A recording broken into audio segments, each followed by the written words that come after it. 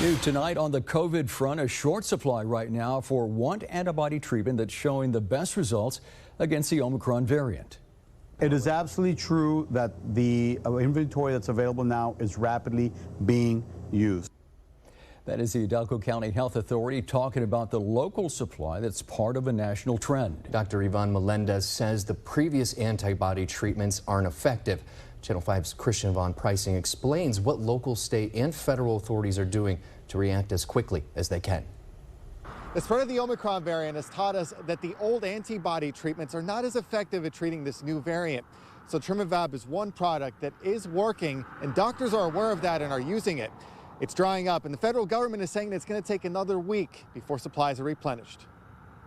This afternoon, the state of Texas warning the supply of Trimivab in several major cities was used up. Here in the valley, supplies are being worn down. The reason? The situation has changed with the spread of the new Omicron strain. Every time someone's positive, we can't tell what strain it is.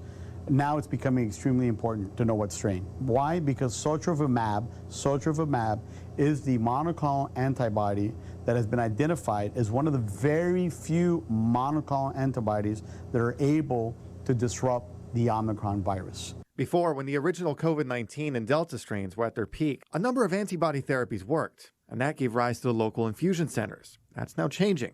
The previous monoclonal antibodies that we're using at most infusion centers no longer work for this particular mutation. So this particular monoclonal antibody has been pre-ordered. We expect on January the 4th for the federal government to make it available to the state government, which in turn will distribute to the county health departments, to the other infusion centers. That supply being purchased on the federal level from the manufacturer of Trimivab.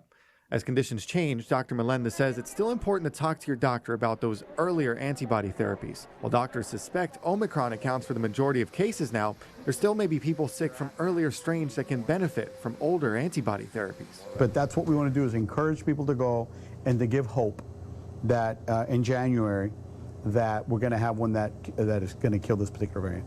A changing technique against a changing virus. Officials preparing as quickly as they can. Christian Von Pricing, Channel 5 News at 10.